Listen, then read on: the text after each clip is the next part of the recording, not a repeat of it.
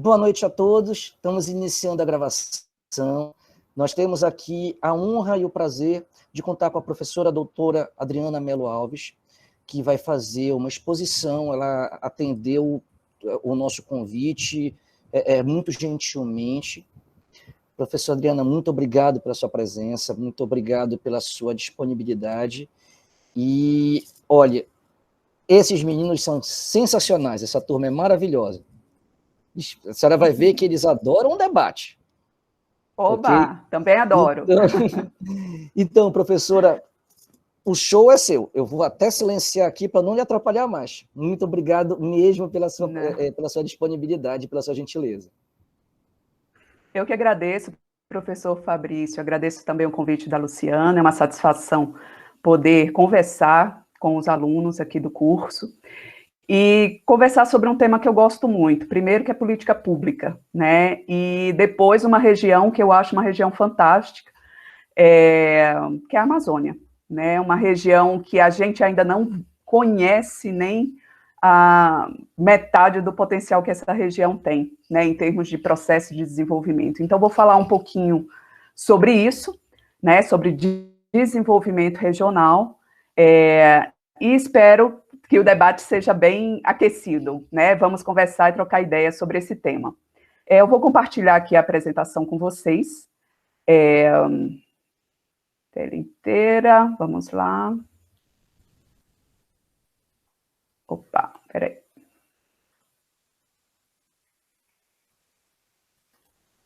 Aqui. Ok. E depois que eu fizer a apresentação, a gente bate nosso papo. Bom, vocês já estão enxergando minha tela? Sim. Sim. Vou colocar. Ok. Colocar em modo apresentação aqui. Vamos lá. Bom, pessoal, eu trouxe aqui para vocês um programa, né, de desenvolvimento sustentável da agropecuária na Amazônia, né, chamado AgroNorte. É um programa que está em fase de formulação no Ministério da Agricultura, Pecuária e Abastecimento, onde eu trabalho atualmente, e que traz alguns elementos importantes para a gente discutir processo de desenvolvimento. Né? Então, antes de eu começar a falar do programa propriamente dito, eu vou falar alguns pressupostos, né, que geraram hoje o quadro atual que a gente tem de desenvolvimento da Amazônia, né? Então, a gente tem que beber um pouquinho do passado, do processo de formação socioeconômica do país, para a gente compreender a Amazônia hoje.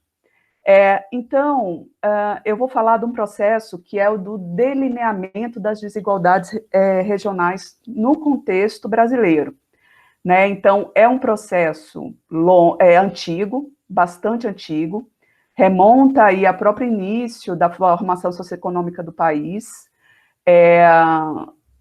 Nesse período, né, ainda no começo do século XX, né, formaram-se aí importantes economias de aglomeração, mas que se deram de uma forma muito mal distribuída no território nacional, né? Nós tivemos um adensamento, tanto populacional quanto de atividades econômicas no litoral brasileiro, em contraposição a um esvaziamento e uma rarefação de núcleos produtivos no interior do país, né? Então, esse processo persiste até os dias de hoje, mostra uma distribuição populacional bastante concentrada no litoral brasileiro, ainda hoje. É um fenômeno que contribuiu para as superpopulações de metrópoles, como São Paulo, Rio de Janeiro, e é um processo de difícil reversão, né? É um processo que é preciso que a gente tenha políticas públicas muito contundentes para a gente conseguir frear esse processo que é capitaneado pela economia mesmo, a partir dos mecanismos de atração de capital, que percorre as áreas mais consolidadas e que continuam ainda no litoral e no centro-sul do país, né? Oi, doutora Adriana. Sim? É Luciana que está falando, tudo bem? Oi, Luciana, tudo bom? Desculpa te interromper, mas como eu te falei, boa noite, turma, boa noite, alunos, alunas, boa noite, professor Fabrício. Como eu falei para todos que já estavam sabendo, hoje eu estou em trânsito de Parauapebas para Redenção aqui no interior do estado, e por isso eu disse, eu vou entrar quando eu conseguir um sinal. Está cortando um pouquinho. É o sinal que está ruim. Eu vou ser breve, só mesmo para te agradecer muito. Eu que agradeço o convite, Luciana. Os alunos e alunas estavam super empolgados, pessoal, aproveitem. Beijo. Acho que ela desligou, né, pessoal? Deu uma cortadinha aí no fim. Não, eu estou aqui, mas é que o sinal está ruim mesmo. Ah, tá. Ah, tá bom. Tá bom, Luciana. Eu agradeço muito, viu, seu convite.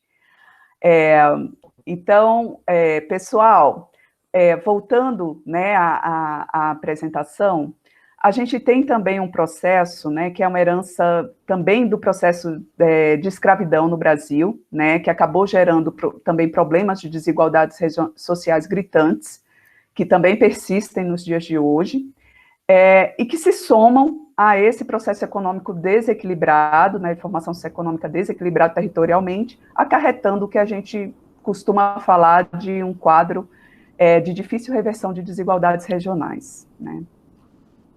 Mas vamos em frente. Bom, para a gente falar, né, em políticas públicas para a Amazônia, a gente percorre ainda muito tempo, né, atrás, aí dos idos de 1930, quando se tomou, né, no Estado brasileiro consciência, né, de que uma nação fragmentada territorialmente era uma nação fraca economicamente, né, e foram empreendidos esforços até para evitar a fragmentação territorial, né, do país, esforços para a implementação de políticas de desenvolvimento. E no caso da Amazônia, essas primeiras políticas, elas foram de ocupação do território, né, nós tivemos a famosa Marcha para o Oeste, nós tivemos a criação de territórios, tudo isso estimulando a ocupação do território, dessa porção do território, né? Então, tivemos no Plano Especial de 1939 também a criação já de instituições de fomentar o crédito. Na Constituinte de 1946, a gente já tem um olhar diferenciado para Norte e Nordeste, né, com a destinação de 3% dos impostos federais à promoção do desenvolvimento dessas regiões. Nós tivemos a Comissão Executiva de Defesa da Borracha, no Plano SALT, de 47 a 51. Né? No segundo governo Vargas, aí a gente teve também uma institucionalização forte, né? O Banco de Crédito da Amazônia, nós tivemos a precursora da Sudã, né? Então, foram políticas públicas importantes, cada uma com seu viés, mas com foco na ocupação, na institucionalização e na provisão infraestrutural. Então, eu acredito que essas três grandes linhas foi que marcaram a promoção de políticas públicas para a Amazônia. Né? Tivemos no governo Kubitschek a Belém Brasília, né, a parte infraestrutural, aí com Celso Furtado, né, à frente do então Ministério do Planejamento, é que as desigualdades regionais, elas entraram na agenda governamental, né? O foco dele foi o Nordeste, mas isso auxiliou também a se enxergar a Amazônia como uma região heterogênea, uma região peculiar, que tinha suas potencialidades e seus gargalos estruturais, e que precisaria de uma ação continuada do Estado para a gente conseguir equilibrar índices de desenvolvimento entre todas as regiões do país, né? Então, primeiro PND e segundo PND, os Planos Nacionais de Desenvolvimento dos governos militares, nós tivemos aí explicitamente políticas de desenvolvimento para a região, né? O Polo Amazônia, Polo Noroeste, Complexo de Alumínio Albras Alu Norte, a usina hidrelétrica de Tucuruí, Estrada de Ferro Carajás, criação da Zona Franca de Manaus foi nesse período também, né? Então, nós temos aí um conjunto, um repertório vasto de políticas importantes, né? E que a gente consegue categorizar em três grandes grupos, né? A primeira, as políticas dos anos 60 e 70, né? Interiorização da ocupação, industrialização, incentivos fiscais, né? Um segundo ciclo de políticas foi nos anos 80 e 90, com foco no liberalismo econômico e focos competitivos, então eram os eixos de desenvolvimento que marcaram também a estratégia da política pública para essa região. E nos anos 2000, quando a gente tem pela primeira vez no Brasil uma política nacional explícita de desenvolvimento regional, a gente tem a criação, a delimitação de territórios prioritários como a faixa de fronteira, micro-regiões que seriam alvos de políticas em desenvolvimento endógeno, aquele desenvolvimento que parte do local, das necessidades existentes na escala local, para conseguir alterar dinâmicas econômicas, socioeconômicas numa escala maior, numa escala regional.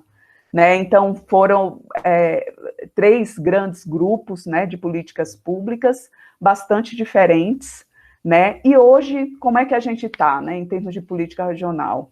Hoje a gente pode até dizer que a gente está num terceiro ciclo de política regional, né, que é a política que busca mesclar as iniciativas locais, a valorização das iniciativas locais, das necessidades locais, ou seja, as políticas territoriais, elas estão no centro, mas são políticas que, essa terceira geração de políticas, ela precisa também de um olhar centralizado do governo central, a fim de montar uma estratégia mais vertical, uma política que mescla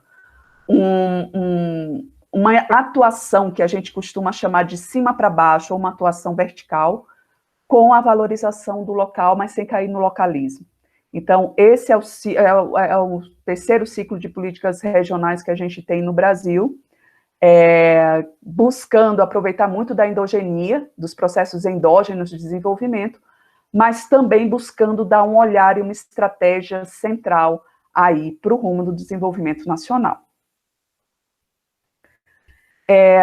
Então, mas assim, esse conceito de desenvolvimento regional sustentável, né, que a gente ouve falar muito, né, pode ter diversas abordagens, né, a gente, quando fala em desenvolvimento, a gente não há um consenso sobre o conceito, né, ele pode ter um viés econômico de competitividade, como a gente teve nos anos 90, né, muito a partir de políticas de cima para baixo, ou ele pode ter ser um processo visando a equidade, visando o viés social, da compensação, da assistência, né, com a endogenia. Então, a gente teve muito isso nos governos de 2003, né, a partir de 2003, nos governos de esquerda, né, e hoje, assim, como é que a gente encara, né, no Ministério, tanto no desenvolvimento regional quanto no Ministério da Agricultura? A gente mantém ainda, mesmo há mais de 50 anos de formulação dessa abordagem estruturalista, né, do Celso Furtado, ela se mantém muito atual, né, porque a gente ainda persiste no Brasil altos índices de subdesenvolvimento, e o Furtado diz que o subdesenvolvimento não é uma etapa precedente do desenvolvimento. Ele tem raízes históricas, raízes próprias, tendentes a ser um processo crônico. Ou seja, não necessariamente uma região ou um país que é subdesenvolvido, ele vai atingir um grau de desenvolvimento. Não é assim que funciona. Porque essas raízes e esses processos, eles são tão arraigados nas estruturas produtivas e sociais, né, de uma dada região, que ele tende a ser um processo crônico. Então, mas assim, é irreversível? Não, é reversível. Mas as ações estatais para superar o estágio do subdesenvolvimento, ela tem que ser continuada e estruturante. E isso é um grande gargalo no caso brasileiro, porque a gente tem uma dificuldade de dar continuidade às políticas, né? O nosso ciclo de governo, ele se confunde com o ciclo de política pública, né? Então, a gente tem, a cada 4 anos, né, um planejamento que muitas vezes nega, né, o planejamento do ciclo anterior, e se começa tudo de novo. Então, a gente precisaria, né, e por isso que a gente fala que política regional ela tem que ser política de Estado, tem que perpassar governos, ela tem que ir além, ela tem que estar amparada em instrumentos sólidos, que consigam, de fato, mudar estruturas, né? Então, a gente considera que o desenvolvimento regional ele está associado à ativação de potenciais de crescimento econômico, nas regiões onde esses processos são incipientes, estão desarticulados ou são concentradores, né, de capital físico e humano. Logo, a gente não pode negar que desenvolvimento consiste em estimular processos acumulativos de capital mesmo, é gerar um PIB alto, é a gente conseguir gerar riquezas, né, atrair capitais, né, mas a gente não pode descuidar da participação de parcelas da população que historicamente ficaram alheias a esses processos econômicos, né? Então, o princípio do desenvolvimento regional está em aliar competitividade e equidade. Não são, é um binômio complexo da gente conseguir conciliar, mas eles não são excludentes. A gente consegue dar saltos de competitividade nas nossas regiões, na nossa produção econômica, e, ao mesmo tempo, garantir, criar estratégias cada vez mais de uma inclusão socioprodutiva.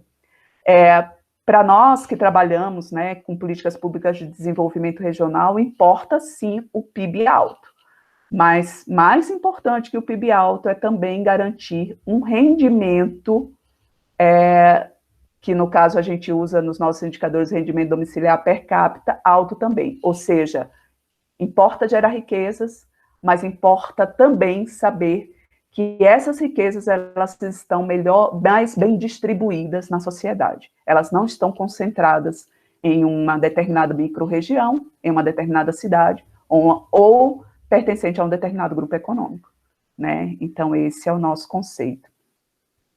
E por que o Brasil perde muito com as desigualdades regionais, né? Não é só a região que perde quando tem seus processos econômicos frustrados. O Brasil inteiro perde com as desigualdades regionais. Primeiro, porque aquelas pessoas que nascem nas regiões menos dinâmicas, elas terão uma frustração de oportunidades. Elas terão as oportunidades de crescimento pessoal e profissional limitadas, em razão de baixo acesso à educação, saúde, emprego de qualidade, toda uma gama de serviços e oportunidades. Ou seja, ela tem restrito o seu potencial de desenvolvimento pessoal, né? E isso, para uma nação que se pretende ser desenvolvida, como o Brasil, a gente não pode ter grupos ou parcelas da população fora do processo de desenvolvimento. E os reflexos no país, né? Então, reflexos gritantes. A gente tem movimentos, deslocamentos populacionais, perda de cérebros, né? A gente tem regiões do país hoje que exporta, né, cérebros para outros países, então a gente não consegue fixar capital humano qualificado nessas regiões, acaba as pessoas, né, com alto grau, com alta qualificação profissional, elas acabam se deslocando para aquelas regiões que apresentam uma maior oportunidade de empregos, centros mais dinâmicos, onde ela pode exercer o seu potencial. O Brasil deixa de aproveitar grande parte do seu potencial produtivo, né? A gente tem potencialidades incríveis no Brasil, de norte a sul, e a gente aproveita tão pouco, né, esses potenciais. E o Brasil se fragmenta economicamente, territorialmente, socialmente, isso enfraquece a nação, né? Enfraquece o país enquanto nação, enquanto Estado, né? Então, é preciso a gente trabalhar muito a coesão, a política de desenvolvimento regional é essencialmente uma política de coesão territorial, política e social.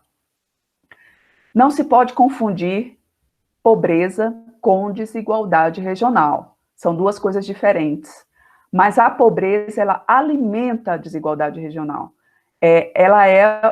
A sua eliminação ou redução é uma das dimensões do processo de desenvolvimento. E os nossos mapas se confundem. Aqui a gente tem o mapa da esquerda, os domicílios particulares com rendimento domiciliar per capita de R$ 1 a R$ 70, isso dados do censo de 2010.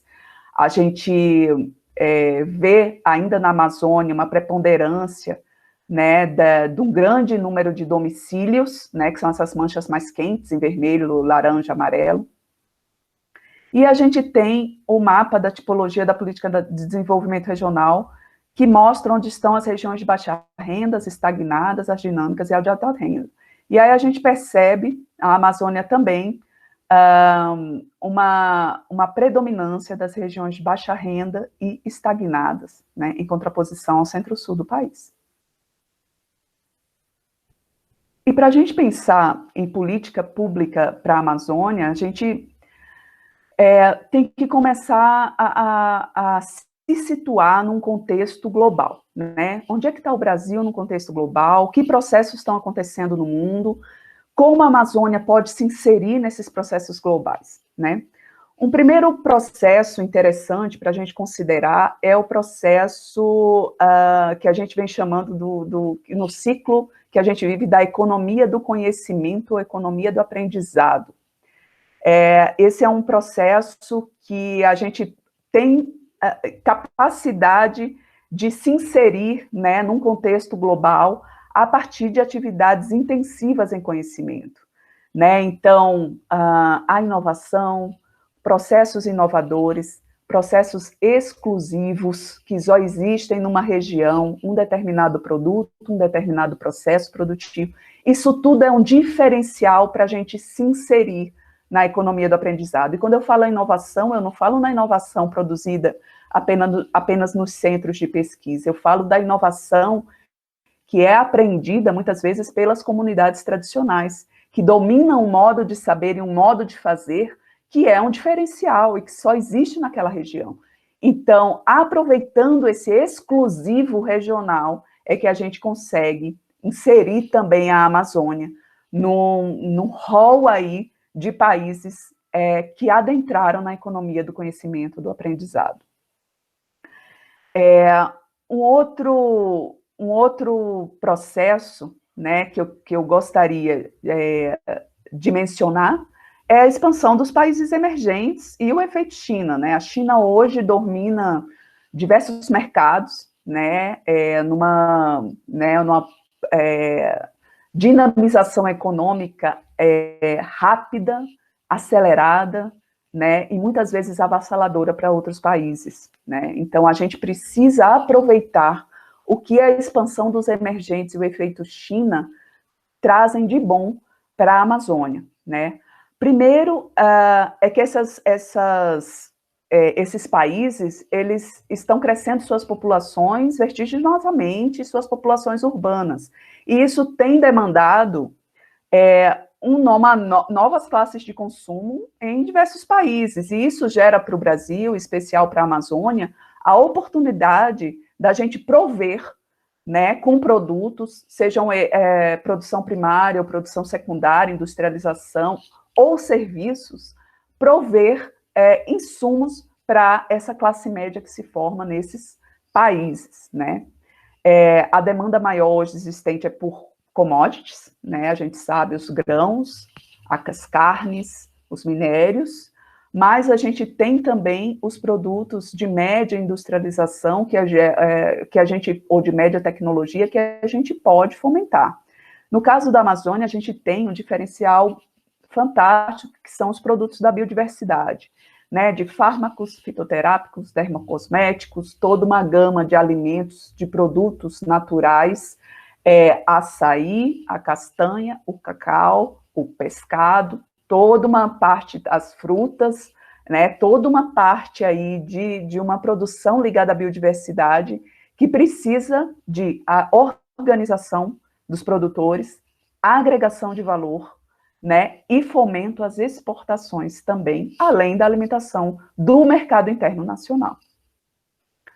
E a gente tem também um terceiro paradigma, né, um terceiro ponto que também favorece muito a Amazônia, que é o da sustentabilidade. Hoje a gente não fala mais em processo de desenvolvimento que não seja um desenvolvimento sustentável, né, e isso coloca para a Amazônia também um potencial grande, seja na produção desses alimentos verdes, a economia verde, né, seja a questão de toda uma gama, né, de produtos ligados à saudibilidade, né, a questão da saúde, dos food techs, né, que podem ser desenvolvidos a partir da produção da biodiversidade.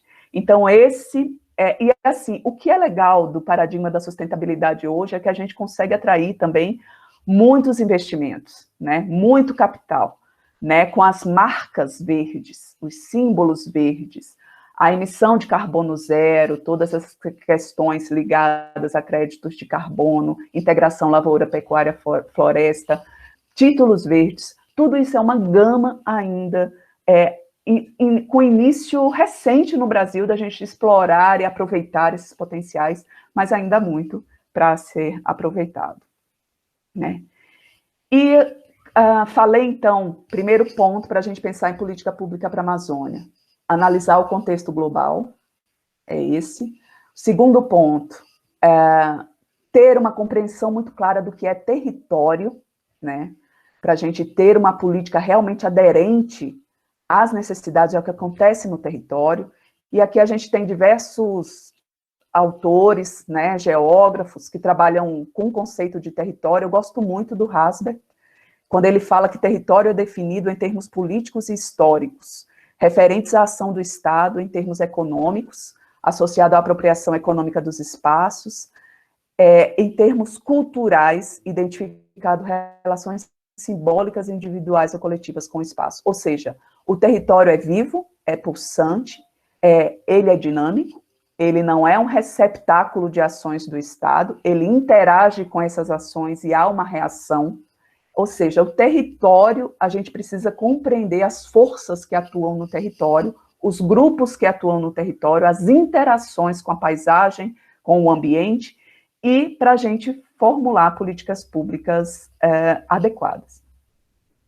E a segundo, falamos do contexto, falamos do território, o terceiro ponto é a questão das escalas de atuação. Isso para a geografia é fundamental, que é a gente conseguir, a gente enxergar que a Amazônia, ela não é uma região homogênea. A gente precisa de estratégias estruturantes para a escala macro-regional, para a escala Amazônia, mas a gente precisa também colocar uma lupinha e enxergar processos que ocorrem em outras escalas, como a micro-regional ou como a escala local. Então, por exemplo, a faixa dentro da Amazônia, a faixa de fronteira, é um território peculiar.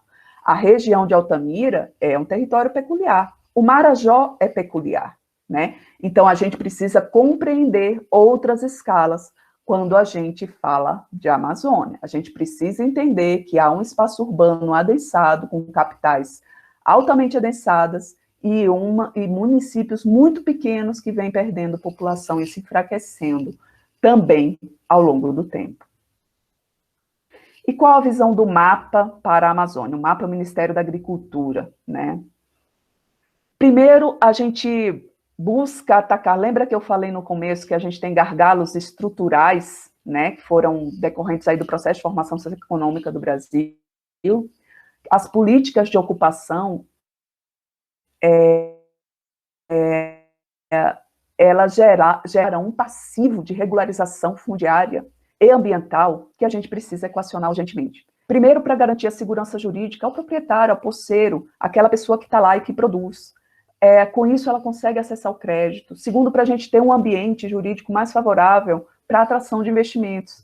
Segundo, outro ponto é para a gente conseguir estruturar atividades produtivas, né? Montar infraestruturas para a gente conseguir também uma produção sustentável.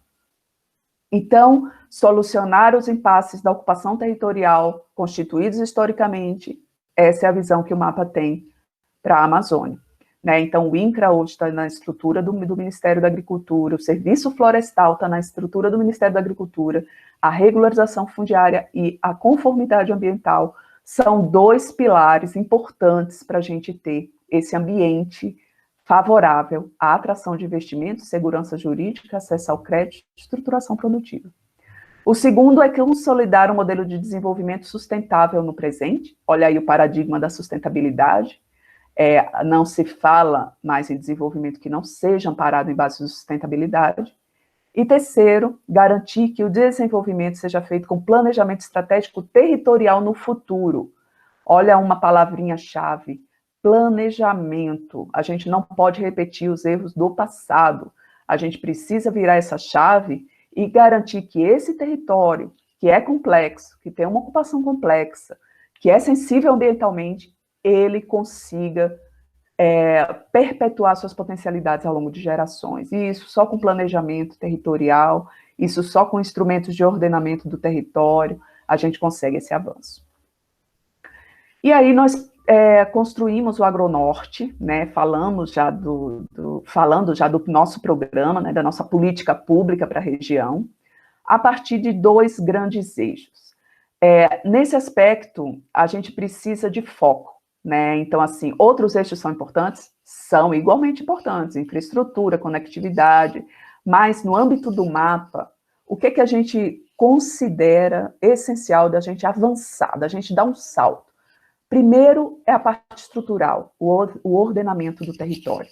E aí a gente entra com a regularização fundiária e a regularização ambiental, né? O segundo é a gente dinamizar as oportunidades econômicas desse território, trabalhando com modelos produtivos adaptados, inovação nas cadeias de valor, a bioeconomia, a economia da biodiversidade, instrumentos de pagamentos por serviços ambientais. Agora a gente está falando de monetização disso, né? O produtor, ele pode aferir também rendimentos, né, de serviços ambientais prestados por ele.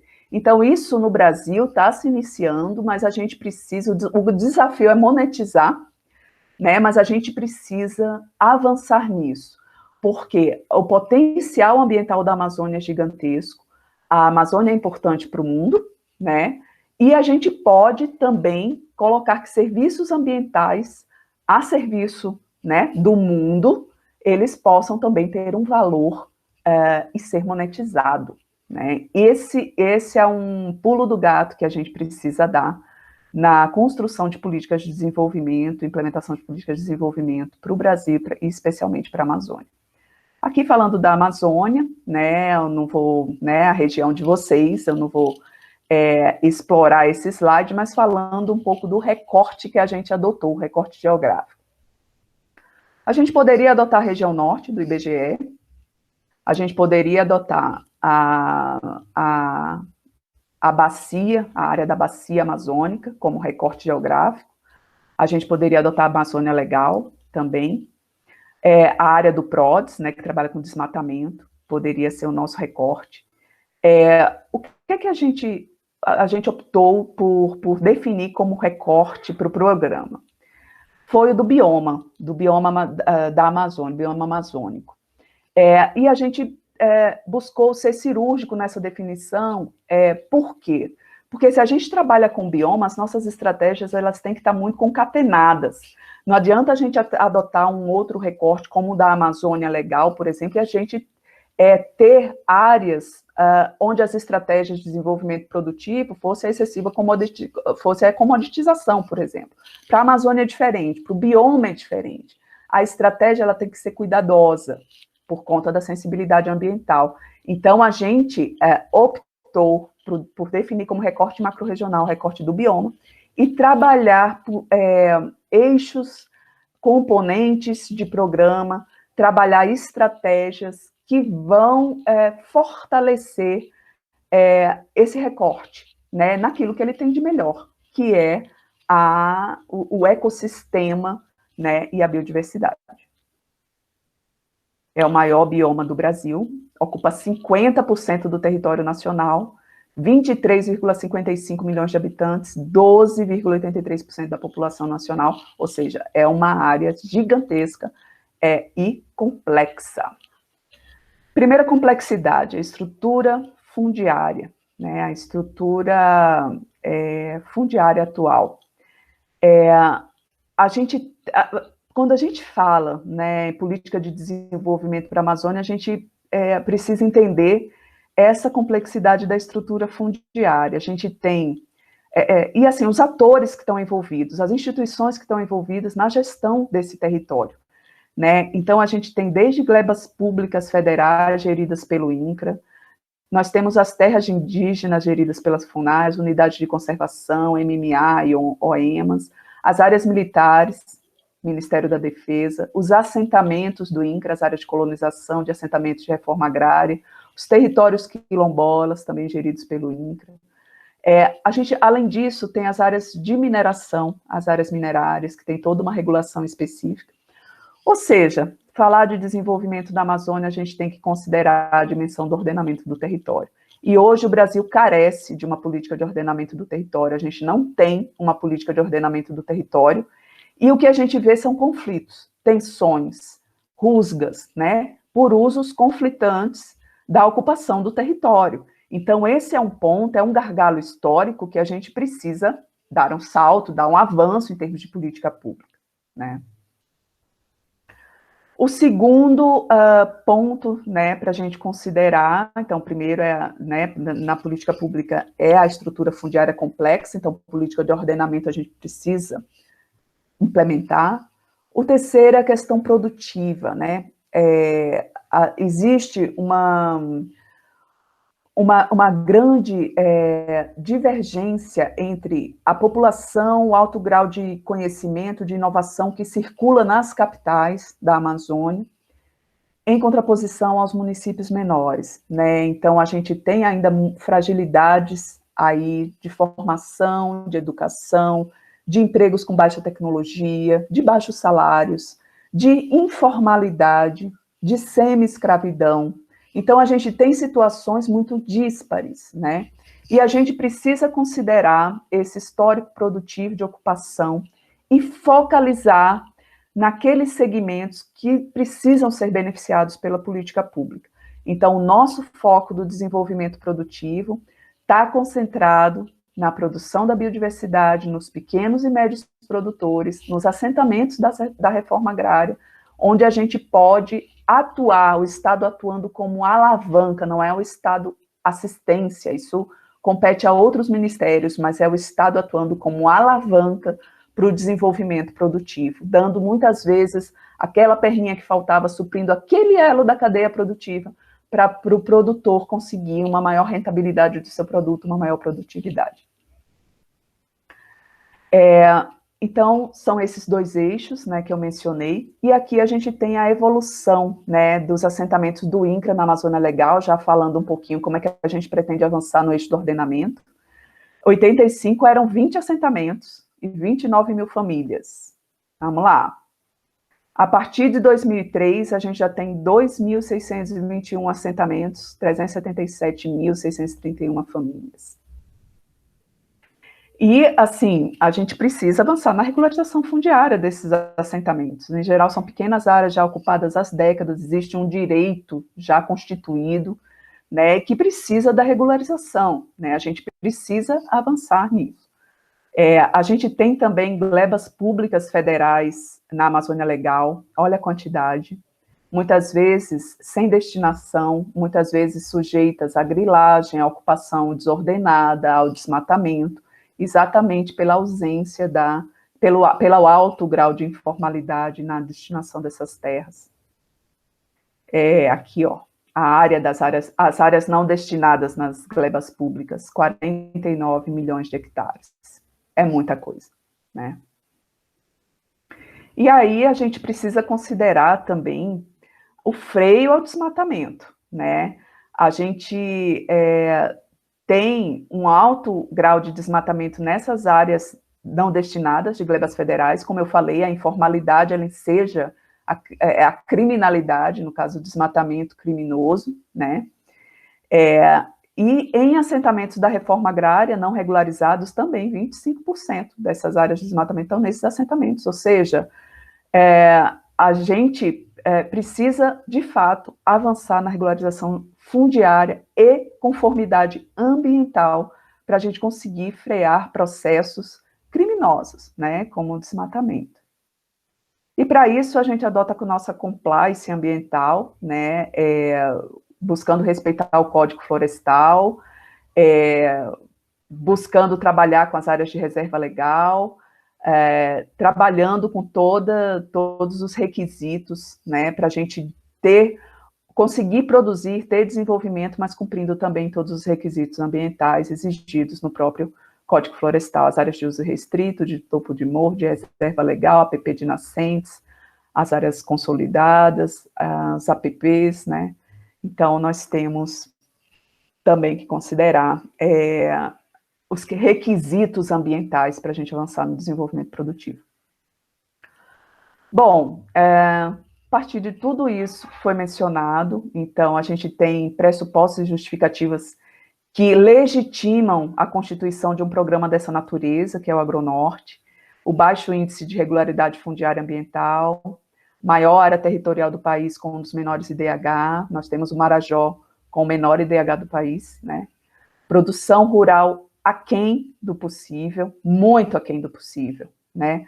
A gente tem aí importantes mercados que o Brasil vem perdendo posição no contexto global.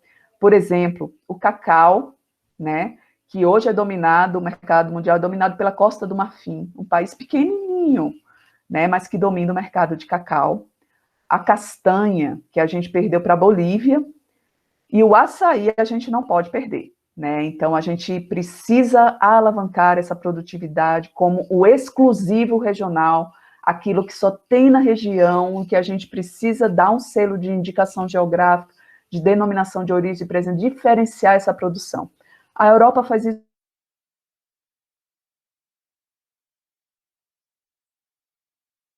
o nome do lugar onde eles são produzidos.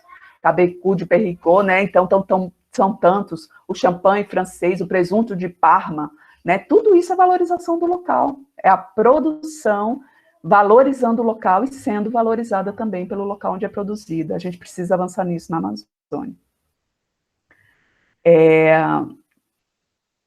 E aí a gente pretende avançar com a regularização fundiária, automatização de cadastros do CAR, né?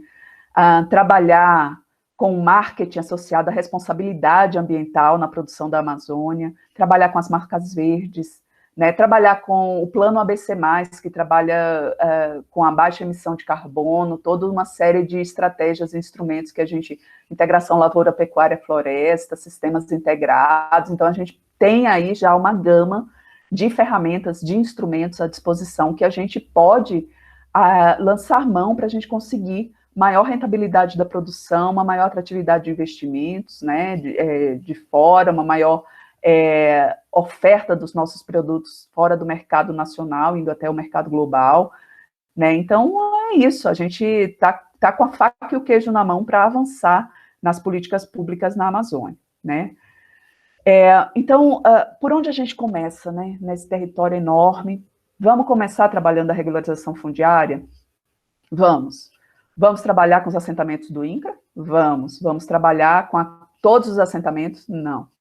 A gente tem assentamentos com a facilidade do processo de regularização e a gente tem aqueles mais complexos, muitas vezes permeados por conflitos, reintegração de posse, conflitos ambientais, conflitos com poceiros. Então, nós vamos começar a trabalhar com aquilo que já está preparado para a gente regularizar. São os assentamentos categorizados como P1 e P2 no INCRA, né? A gente tem já essa definição, a gente já pode começar por aqui. É o tempo da gente ir equacionando as outras categorias para que elas já estejam num grau mais facilitado, né, da gente avançar na regularização e registro do título do lote, né. A gente também quer trabalhar com as áreas de pastagens, na recuperação de áreas de pastagens, integrando todos os elementos do plano ABC+, né, do plano de agricultura de baixa emissão de carbono, trabalhando sistemas integrados. Então, dá para a gente fazer muito com as áreas de pastagens, adotando o viés da sustentabilidade. E as nossas prioridades são agropecuária sustentável, uma governança fundiária, né, minimizar conflitos e tensões de ocupação do solo, defesa agropecuária, isso a gente consegue, a promoção da sanidade na produção agropecuária, os nossos produtos, eles precisam de uma maior formalização da produção. Hoje a produção é muito informal, muitas vezes a gente não consegue mercados por conta dessa informalidade. Então, trabalhar os quesitos de defesa, de certificações, defesa agropecuária também estão na prioridade, e a pesquisa e inovação. Temos a Embrapa também na estrutura do mapa, também uma instituição fantástica que avança aí na inovação e na disseminação de tecnologias à produção. aqui o Agronorte, trabalhando com os eixos de regularização fundiária, adequação ambiental, arranjos agropecuários sustentáveis, gerando renda e garantindo o equilíbrio entre produção e conservação. E os objetivos específicos desse programa: ampliar a regularização da posse da terra, em especial dos assentamentos do INCRA, né? Precisamos começar por algum ponto, vamos começar pelos assentamentos. Qualificar a base de dados do CAR, informação é essencial, a gente quer informação ligada ao CPF, né? Não é informação genérica, né? E implementar a regularização ambiental nos imóveis rurais, prover condições de infraestrutura produtiva, logística, tecnológica para as cadeias produtivas locais, aumentar e diversificar a produção e produtividade, a integração lavoura, pecuária, floresta, não madeireira e pesca, né, nos arranjos produtivos sustentáveis, desenvolver ambientes de inovação e oportunidades econômicas da bioeconomia. A Berta Becker, que era uma geógrafa que eu gosto muito, ela morreu, né, mas o legado dela está aí, ela sempre fala que a gente precisa dar o salto, né, da ciência e tecnologia para pesquisa e desenvolvimento, ou seja, a gente precisa levar o conhecimento produzido no centro de pesquisa e na academia para o mercado, né, com novas tecnologias, em novos processos produtivos, né, então a gente precisa dar esse salto, precisa transpor, né, e não é fácil, assim, é difícil, mas a gente tem instrumentos que a gente pode estimular isso, trabalhando com estímulos e restrições, né? Então, a gente tem o crédito, a gente pode criar linhas de financiamento, tem as startups que a gente pode fomentar, né? Então, a gente tem mecanismos de fomento para isso. E a gente também tem aqui os qualificadores, né? Regularização fundiária, ambiental, tudo isso visando segurança jurídica e acesso à terra, inovação e oportunidades econômicas, visando a agregação de valor dos produtos rurais, resposta de emergência contingente. Isso aqui a gente quer trabalhar também com ações rápidas, emergenciais, ações céleres, de mitigação dos efeitos de catástrofe, sejam desastres naturais, cheias, crises sanitárias, de saúde, isso tudo buscando trabalhar a imagem de que o país se importa com a Amazônia, o país ele está atento à Amazônia, né? Então, esse também é um componente do programa, e a gestão, monitoramento, comunicação e intercâmbio, que é base para qualquer programa que se pretende que seja um sucesso. Aqui a priorização das áreas, assentamento da regularização fundiária, assentamentos P1 e P2, né, estar em zonas de priorização para as ações de combate ao desmatamento, ou seja, vamos mudar essa imagem, né, do desmatamento, mostrar que a gente tem ações de combate ao desmatamento, trabalhar com a melhoria logística e comunicação, demonstrar na região aptidão para cadeias produtivas inovadoras e ser território de referência em expansão. A gente trabalha também com o conceito de projetos vitrine, isso aqui eu não vou explorar, mas vou passar a apresentação para vocês, né, como é que seria a priorização dessas áreas no detalhe, tá? Começamos por aqui. O componente 2 de inovação e oportunidades econômicas das cadeias de valor sustentáveis. A gente tem a priorização, os critérios, né? Porque tudo isso, gente, assim, quando a gente fala em Amazônia, Amazônia é um mundo, a gente trabalha muitos critérios, e esses critérios, eles têm que ser legítimos, né? Senão o programa não tem credibilidade.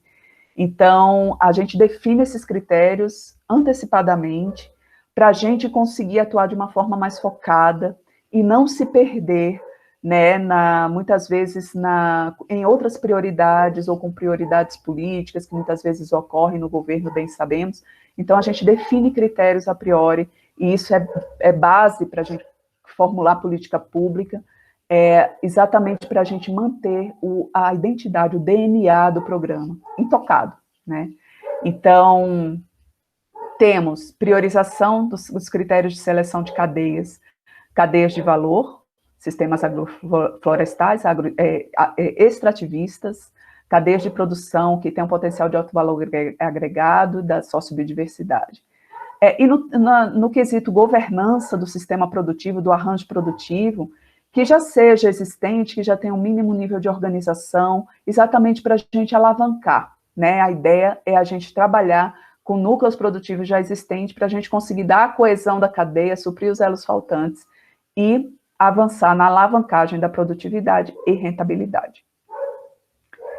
E o terceiro componente, esse de mitigação, né, de catástrofes, desastres, crises, né, esse também, ele não é definido a priori porque os riscos variam, né, as emergências, elas variam no tempo, né, há períodos de queimadas, há períodos de cheias, há períodos de crise sanitária como que vivemos agora, né, e a gente precisa estar preparado com manuais, com respostas claras de como agir no caso de uma emergência contingente. E o componente 4, gestão, monitoramento, comunicação e intercâmbio. Aqui é toda a parte de informação, né, que a gente precisa trabalhar com o projeto. Né, trabalhando intercâmbio de produtores, trabalhando intercâmbio de equipes, trabalhando monitoramento e sistemas de informação, trabalhando a gestão, a comunicação, e é uma comunicação que não pode ser só chapa branca, ela tem que chegar na mídia regional, tem que chegar no local, para que se saiba o que está acontecendo e a gente consiga uma adesão social, né? E isso é essencial para qualquer sucesso de política pública ou de programa. A adesão, né? A população, ela precisa acreditar naquele programa, naquela política pública para aderir, para trabalhar junto, para colaborar, cooperar, né? Somar esforços, trabalhar com convergências, né? Então, essa eu acho também uma parte, um componente essencial para a política. E aí, a gente também não faz política pública sem orçamento, né? A gente trabalha com mix, hoje o nosso orçamento, né, de modo geral, do governo é pequeno, a gente precisa trabalhar com mix de fontes de orçamento. Então, o que é que a gente está buscando? Um acordo de empréstimo com o Banco Mundial, 300 milhões de dólares, a gente já está com a parceria com o BNDES também, que já tem suas formas de captação até de investimentos privados para trabalhar. Já tive uma reunião com o consórcio dos estados da Amazônia, que também, onde a gente também vai buscar convergências em termos de prioridade setorial e territorial, para a gente conseguir uma ação mais potencializada no território.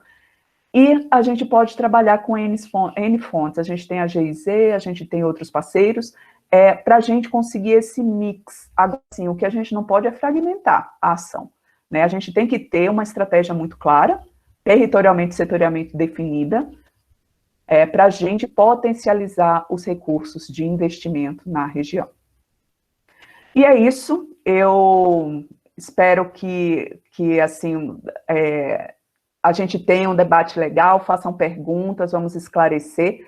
Vou compartilhar a apresentação com vocês e me coloco à disposição para esclarecer dúvidas, para discutir e construir com vocês. Como eu falei, esse é um programa que está em construção, a gente está elaborando as portarias de instituição dele ainda está desenhando com o Banco Mundial os componentes, detalhando tudo isso, amostras de projetos, e gostaria também desse feedback da turma para a gente conseguir avançar na formulação. Muito obrigada.